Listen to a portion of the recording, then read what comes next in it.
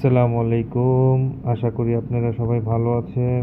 আমি রিয়াজ ভাই বলছিলাম, রিয়াজ টয় থেকে, চকবাজার। আমার দোকান নাম্বার হচ্ছে 17/1 সরিঘাট রোড, পাঁচজোয়া মার্কেটের নিচতলায় প্রথম দোকানটা হচ্ছে আমার। ইনশাল্লাহ আপনাদের জন্য, সবার জন্য দোয়া করছি। ইনশাল্লাহ চকবাজারে আসলে অবশ্যই মাল কিনতে হবে এমন কোনো কথা না, সবাই এসে এক কাপ চা হলেও খেয়ে যাবেন ইনশাল্লাহ আমার দোকান থেকে। আমি খুশি হব আপনারা আসলে।